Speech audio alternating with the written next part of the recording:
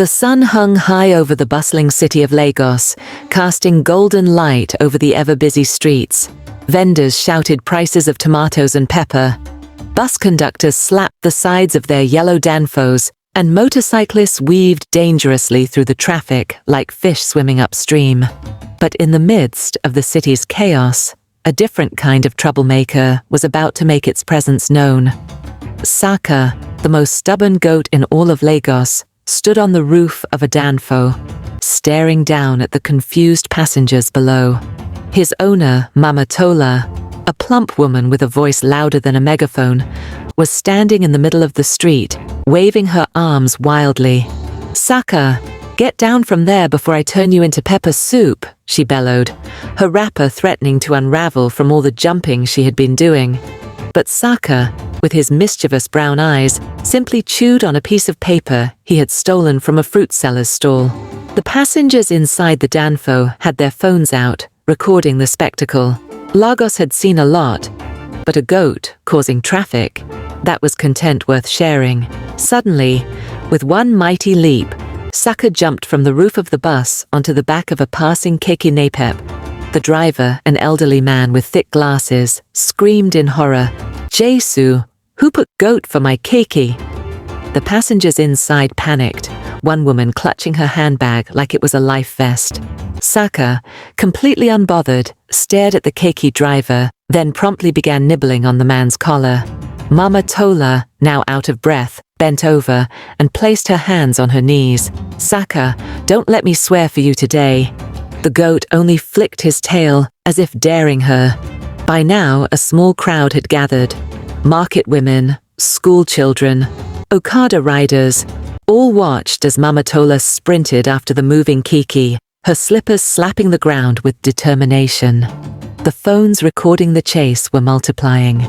The keke driver, desperate to get rid of his unexpected passenger, swerved toward the side of the road, hoping Saka would jump off. But instead, the stubborn goat took another flying leap, this time straight through the open doors of a high-end restaurant. The restaurant was the type where waiters wore white shirts and bow ties, and people used forks and knives instead of their hands. It was not the kind of place you expected to see a goat galloping through like it owned the place. A woman in a shiny geel shrieked as Saka landed right on her table, sending a plate of jollof rice flying. The red sauce splattered across her expensive lace dress, and she gasped in horror. "My dress! This is Italian lace. Do you know how much it costs?"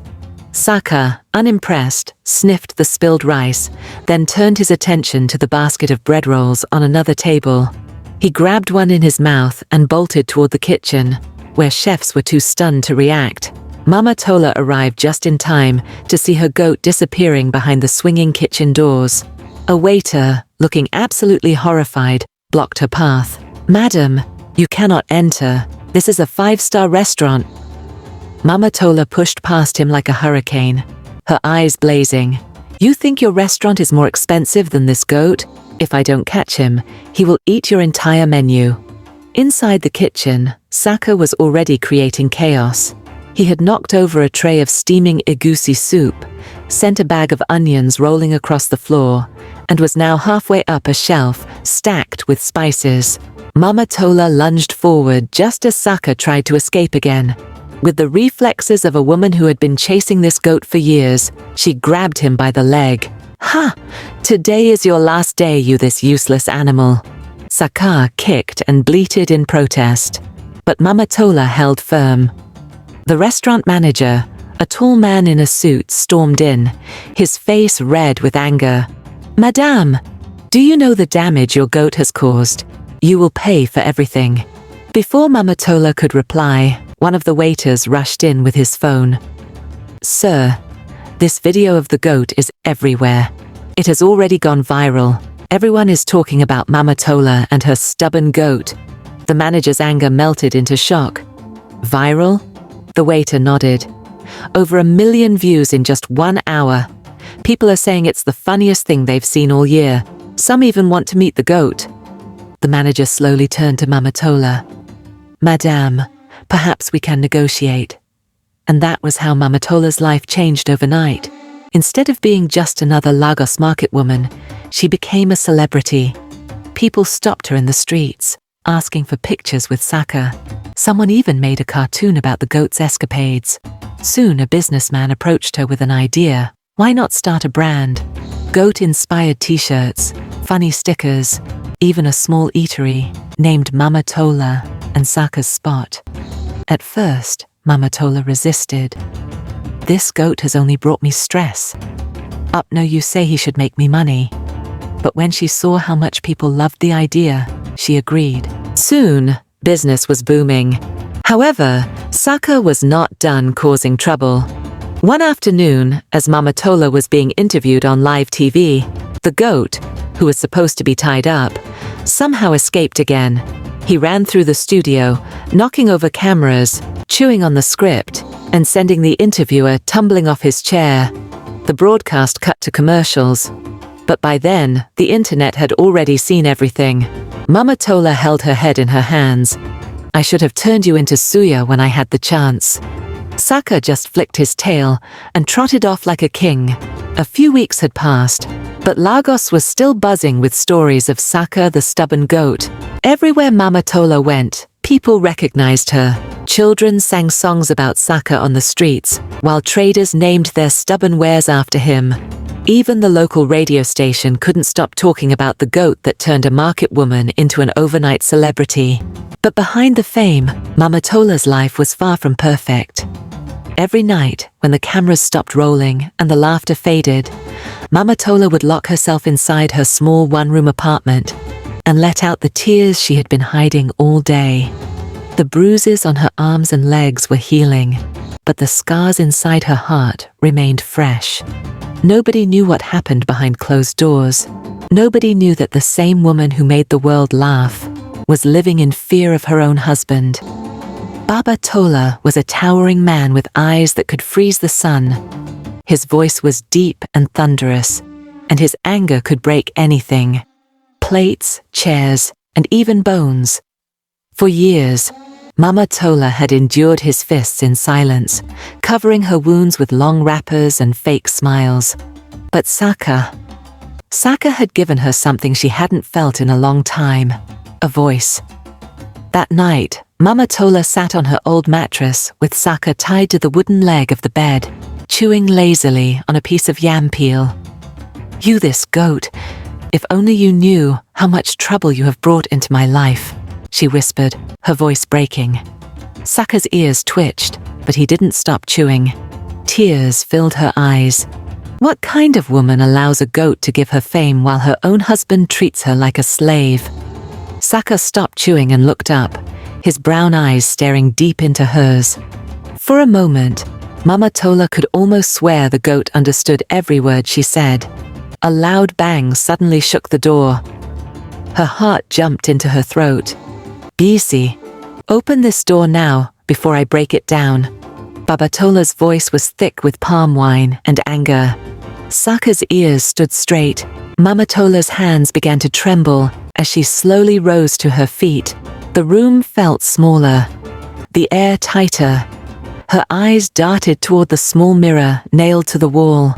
The swollen scar on her forehead stared back at her, a painful reminder of the last time she was too slow to open the door. But something inside her was different tonight. Maybe it was the fame, maybe it was the way people now looked at her with respect, or maybe it was the stubborn goat chewing yam peels beside her. "Bisi, I won't tell you again," Baba Tola roared. Mama Tola glanced at Saka. The goat stared back, chewing slower now, almost like he was waiting to see what she would do. For the first time in years, Mama Tola's heart began to fight against her fear. With shaky hands, she untied the rope around Saka's neck. "If he wants to break the door, let him break it," she whispered. Saka blinked once, then twice. "Bisi." Mama Tola squared her shoulders, wiped her tears, and marched toward the door. With one swift motion, she unlocked it. Baba Tola staggered in, reeking of alcohol and bitterness. His eyes were red, and his belt was already folded in his right hand, ready to strike. But before he could take another step, Saka charged at him with the force of a hurricane. Bam! The belt flew out of his hand. Thud! Baba Tola's legs buckled as the stubborn goat rammed him straight in the stomach. He crashed into the wooden table, sending pots and plates flying across the room. What in the name of... Another headbutt. Baba Tola screamed, crawling toward the door like a wounded lion. Saka's hooves clattered on the floor as he chased him out of the house, bleating like a demon on a mission. Mama Tola stood frozen, her mouth wide open. Neighbors peeped through their windows, whispering and giggling. By the time Baba Tola scrambled to his feet outside, the entire compound had gathered. Phones out, cameras recording. Saka stood at the doorway like a bodyguard, his little chest puffed out. Mama Tola's heart pounded. For the first time in her life, she saw fear in her husband's eyes. He looked at the goat, then at the crowd, then back at the goat. Without another word, Baba Tola turned on his heels and disappeared into the night. The compound erupted into cheers. Goat we sabi. Saka for president. Mama Tola's knees buckled, and she collapsed into a plastic chair, her hands covering her face. The tears came, but this time, they weren't tears of fear. They were tears of freedom. By morning, the whole of Lagos had heard about Saka, the stubborn goat, the goat that chased away an abuser. News channels carried the story. People flooded Mama Tola's small eatery, not just to buy food, but to shake her hand and tell her how brave she was. Brands began offering deals. There were plans for a children's cartoon. Even the governor's wife invited Mama Tola to speak at a women's empowerment seminar. But the biggest surprise came when a popular NGO launched a campaign. Saka against domestic violence.